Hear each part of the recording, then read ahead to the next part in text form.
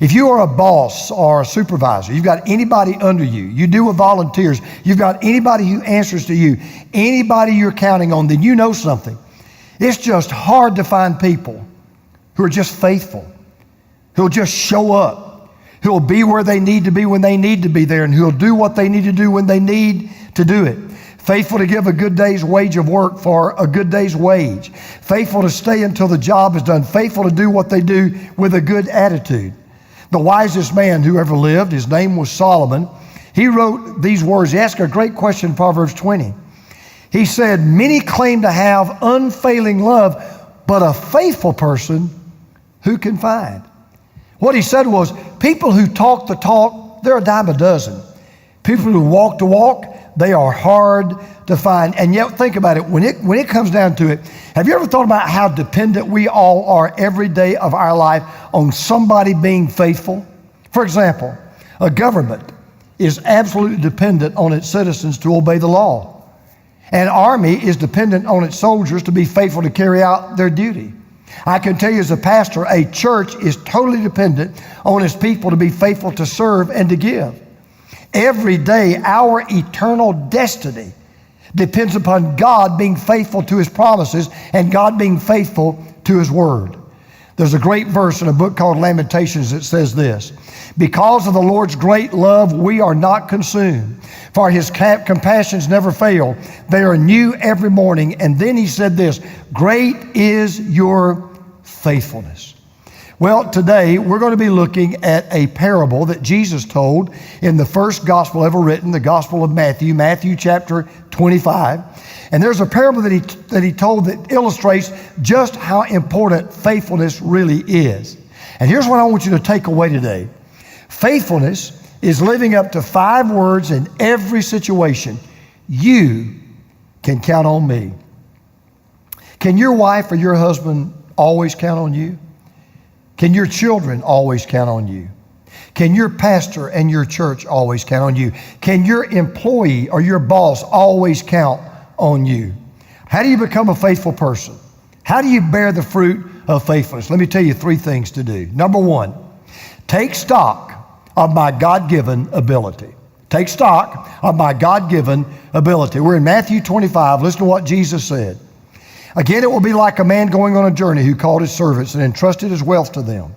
To one he gave 5 bags of gold, to another 2 bags, to another 1 bag, each according to his ability. Then he went on his journey. The first thing I want you to notice is that every person in this parable has been given talents. Now, one person has been given 5, one person had been given 2, another person had been given 1, but everybody had at least 1. No, not everybody had been given equal gifts, but everyone had been given gifts equally. We all don't have equal gifts. Some people are more gifted than others. Some people have more gifts than others, but we are all gifted. And both of those facts are very important because on the one hand, what makes your abilities just as important as someone else's, even though they may not seem to be as equal or the same, is that your ability is a gift from God just like everybody else. Yeah, there are some people that are more gifted than I am. There are pastors that have more abilities than I do. But they're not any more important than I am because all of our gifts are equally God-given. And even though some in this parable had been given talents, they'd not all been given the same talents.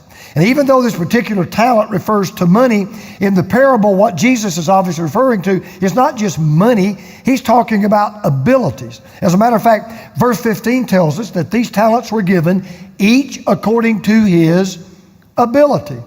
So you say, well, what do you mean by talent? Let me make sure you understand what a talent is. A talent is an opportunity to use your God-given ability for God's glory. That's what a talent is. It's your opportunity, which we all have, to use your God-given ability, which we all have, for God's glory. Now, as you're going to see in a moment, how many talents you have are really irrelevant. Because what you're going to see in the story is the master expected just as much from the man with 5 talents as with the man with 1 talent. And expected just as much from the man with 1 talent as he did from the 5-talent person. So I want you to take a moment right now and do something I want to do. Take stock of the abilities that God's given you. Maybe you have the ability to cook, the ability to sing, the ability to sew, the ability to play sports, the ability to play a musical instrument, the ability to relate to children, the ability to connect with teenagers, the ability just to wave a hand and give a friendly smile and people just flock to you. That's all right. Here's the principle. It's not how much you have that matters to God. It's what you do with what you have that matters to God. No, we don't all have equal abilities, and we never will have. But we all have the same opportunity to use that ability, that God-given ability, for the glory of God. And by the way, your opportunity will never exceed your ability, but your ability will always be equal to your opportunity. And what this parable is going to teach us is, even though every person had been given different abilities, that each been given the same responsibility to take that opportunity, to use that ability for the good of the masters. What is inexcusable, what you cannot defend before God, is just sticking your ability in your pocket and not using it at all. I heard about a man who came home from work one night, and his wife was standing at the door and her arms were crossed. She's just looking so mean and upset. He said, "What's the matter?" She said, "Do you know what day it is?" He said, "Well, sure I do. This is our 25th wedding anniversary." She said, "Well, did you buy me a present?" He said, "Well, I did." She said, "What is it?" He said, "Well, it's something that took a lot of thought, something that I think is very useful, something I think you'll like." She said, "Well, what could that be?" He said, "Well, I bought you a burial plot in Highland Memorial Park." She said, "You're kidding." He said, "Wait a minute. The cemetery is beautiful. The bronze markers are placed even with the surface of the earth. They always keep it perfectly manicured. And I feel like you deserve the best burial plot that money can buy." Well, the wife at least had to agree, "You did remember my anniversary. Thanks for the gift." 1 year later, they're sitting at the breakfast table having a cup of coffee. And all of a sudden, she looks at her husband. She said, "Do you know what today is?" He said, "Of course I do. This is our 26th wedding anniversary." She said, "Did you buy me a gift?" He said, "Buy you a gift? You didn't use the gift I gave you last year." Now listen, this is the question I want you to ask yourself right now. What God-given abilities do you have? Next question, how are you using those abilities for the glory of God and the good of others? Even more specifically, here's this question. How are you serving God's church, God's people, with the abilities that you have? So take stock of your God-given ability. Number 2, take advantage of your God-given opportunity. Take advantage of your God-given opportunity. Now, in order to understand the parable, you've got to understand the symbolism, because a lot of it's obvious, right? So who do you think the master in the story is? That's Jesus. Pretty easy to figure that out. The servants in the story, who is that? That represents followers of Jesus. So the truth of the parable is pretty evident, right? The Lord has given gifts and abilities to all of his followers, and he expects every one of them to leverage those abilities in such a way that he is honored and other people are blessed. So let me put it to you this way. Every ability that you have comes with the expectation that that ability will be used when the opportunity presents itself. Every opportunity carries with it a responsibility to use the ability in such a way that God is glorified and others are blessed. Now you may be asking the question, okay, why does Jesus talk about money? Why does he use the example of money? Well, because money really is a pretty good picture of your talents. As a matter of fact, the Greek word talenton actually gives us the word for talented or talents. Jesus is teaching us your abilities are kind of just like money. They are to be reinvested. So the story continues. The man who had received 5 bags of gold went at once and put his money to work, and he gained 5 bags more. So also the one with 2 bags of gold gained 2 more. But the man who received 1 bag went off, dug a hole in the ground, and hid his master's money. Now 2 things stand out immediately, okay? On the one hand, every servant had been given an equal opportunity to leverage his money, to invest his money. They didn't all have the same amount. That's not the point. They all had the same opportunity to leverage that money, to invest their money and get a return on the money. The other thing is, there are only 2 kinds of servants in this story: faithful and foolish. Now, I want you to think about how you're serving God right now. How you're serving God, for example, in your church. How you're serving God where you work. How you're serving God in your everyday life. And so I want you to be honest. Would you say you're more faithful, or would you say that you're more foolish? Because here's the truth of the matter. You're either doing something for God every day, or you're doing nothing for God every day. There is no in between. And I want you to notice that God did not expect, this is important, He did not expect the same results from every servant. He did expect the same effort. So this is something that you need to hear and I need to hear. We both need to hear. God never compares you with anyone else. God compares you with you. That's it. God measures your success by how much you do compared to what you could do. How you are and what you are and how much you are compared to what you could be.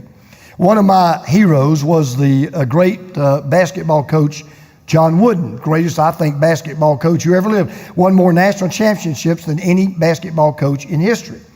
When Coach Wooden was a senior in high school, his team lost the state championship by 1 point. And the only member of that team that didn't cry his eyes out after that loss was Coach Wooden. So when someone asked him why he wasn't crying, even though he's greatly disappointed, he gave a simple answer. Because he said, I played the best that I could. I gave it all that I had. When John Wooden got home that night, his father put his arm around him. He called him Johnny. He said, Johnny, he said, I want you to remember something. And he told him this poem that Coach Wooden instantly put to memory. You're going to be better than some, and some are going to be better than you. But you should never accept the fact that you didn't make the effort to do the best that you can do. I got a book in my library that a pastor dedicated to his people, and what he wrote so touched me, and it so inspired me that I want to share it with you. And if you're a pastor watching right now, I want you to really listen to this. I dedicate this book with indescribable gratitude to the faithful church member, that wonderful person whose praises go so largely unsung, but without whose regular attendance, constant dependability, faithful intercession, lasting affection, and unstinted generosity in the giving of time, money, and strength, the work of the pastor would not be possible. It almost makes me want to clap for the pastor that wrote that, because I don't know of many problems in life that could not be solved in any area of life if we would just step up and say to the God that made us and to the people that may be involved with us, you can count on me to be faithful. I'll do what I need to do. I will be where I need to be, and I'll be there when I need to be there. You know, a marriage can make it. It really can, if you'll just stay faithful to your vows, faithful to love each other the way God commands you. Any church can withstand any outside attack from the world or the devil if that church will just be faithful to love each other, pray for each other, and work with each other. We can do everything we ever need to do financially in this church or your church or any church through all churches for this world if every church member would just say, for the rest of my life, every single day, I am going to be faithful to God. I'm going to be faithful to give God His tithe. I'm going to be faithful to give my church my time. I'm going to be faithful to give God's work my talents. We could do unbelievable things. It's just a matter of being faithful. And then there's a third thing that Jesus teaches in this parable. And that is, take note of our God-given accountability. Take stock of our God-given ability. Take notice of our God-given opportunity. Take advantage. But take note of our God-given accountability. Now, the way this story unfolds kind of makes me laugh and kind of cry at the same time. Listen to this. So after a long time, the master of those servants returned, and they settled accounts with them. The man who had received 5 bags of gold brought the other 5. Master, he said, you entrusted me with 5 bags of gold. See, I've gained 5 more. His master replied, well done, good and faithful servant. You have been faithful with a few things. I will put you in charge of many things. Come and share your master's happiness. The man with 2 bags of gold also came. Master, he said, you entrusted me with 2 bags of gold. See, I've gained 2 more. His master replied, well done, good and faithful servant. You have been faithful with a few things. I'll put you in charge of many things. Come and share your master's happiness. Now, once again, the point is driven home. Ready? It is not what gifts you are given or how many gifts you have. It is what you do with the gifts that you have that really count. That is why whether you are a 5-talent person or you're just a 2-talent person, that's why they both receive the same proportional reward. God was not concerned with who started with the most talents. God was not concerned with who wound up with the most talents. What God was concerned with, what did each person do with the talents that they had? That's all that counts. You do what you can with what you have. Yet at the same time, what's really strange is that the emphasis on the parable is not on the servants who were faithful. You think that's where the real punchline would be. That's not the point of the parable. The point of the parable is not on the servants who were faithful. The point of the parable is on the servants who were, that servant that was not faithful. Because notice how he responds. Then the man who received 1 bag of gold came. Master, he said, I knew that you're a hard man, harvesting where you've not sown and gathering where you've not scattered seed. So I was afraid, and I went out and hid your gold in the ground. See, here is what belongs to you. Now, what did this guy do? He had so much initiative, so much drive, so much ambition, so much of a sense of personal responsibility, he buries his talent. Doesn't even put it in the bank. Doesn't even try to draw any interest. And oh, by the way, he could have. Because back in that day, the ancient Roman Empire had a banking system that was in many respects like banks of today. And you could actually go and you could deposit money in that bank and you would earn interest on that deposit. So as a matter of fact, it worked out to about 6%. So this person could have just simply gone to one of those Roman banks and he could have made 6% on his money, but he didn't do anything. Now I know what you're thinking, because I think the same thing every time I read the parable. You go, how lazy, how apathetic, how foolish. And yet, I look out at people sitting in front of me every week in my church, and what do I see? I see buried talent everywhere. I see buried talent of singing. I see buried talent of teaching. I see buried talent of serving. I see buried talent of working all over our church. Now, before you try to give me an excuse as to, why you don't serve and why you don't do it, I've heard them all, by the way. I got a big file cabinet. I know you're too busy. You got too many outside interests. You got a lake house. You got a house at the beach. You got involved in too many other things. Jesus closes with the truth. He drives home with a sledgehammer. And Jesus is going to tell us there is simply no excuse for not doing what you can with what you have. Listen to what he says. His master replied, you wicked, lazy servant. So you knew that I harvest where I have not sown and gather where I have not scattered seed. Well then, you should have put my money on deposit with the bankers so that when I return, I would have received it back with interest. Now I want you to listen to what this slave does. Are you ready for this? He not only doesn't do anything with the talents he was given, with the money he was given, he tries to pass the blame off on his master.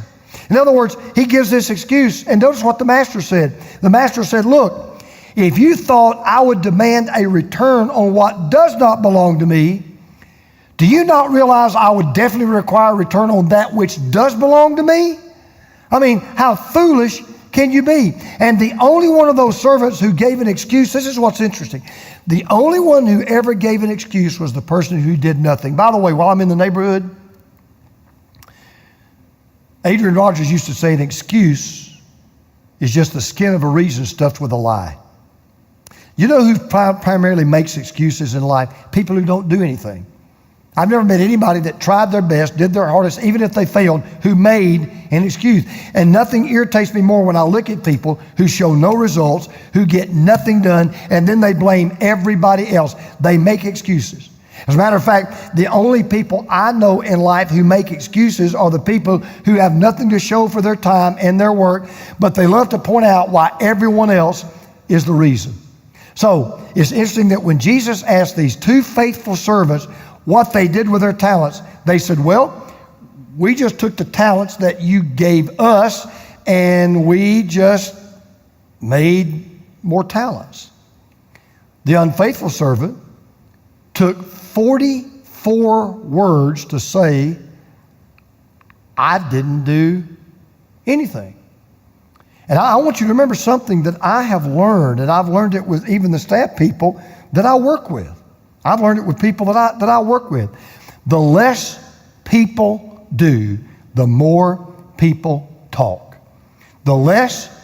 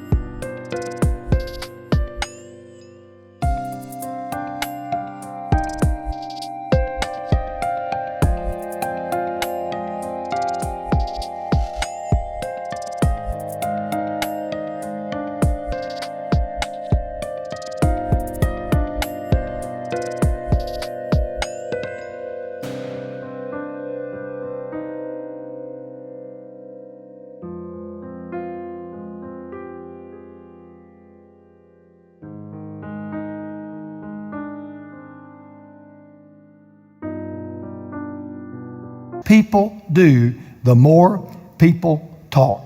Now, I want you to notice something in verses 21 and 23. The master says to both of those servants, listen to what he says, you have been faithful with a few things. Now, what's wrong with a lot of people is this. They think they're too good for the small things. I've worked with people, big picture people. They got all these big grandiose plans they're going to do. But then when you examine them after a while, they haven't even done little things. The great poet Longfellow once said, most people would succeed in small things if they weren't troubled with great ambition.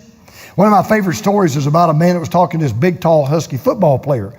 And he looked at him and he said, you know what? He's looking up at him and he said, if I was big and tall and strong as you are, you know what I'd do? And he said, no, what would you do? He said, I'd go out in the woods, I'd find the biggest bear I could find, and I'd wrestle him right down to the ground. That big old football player looked down at that guy and he said, well, you know, there are a lot of little bears in the woods. Now, I just want to say it again.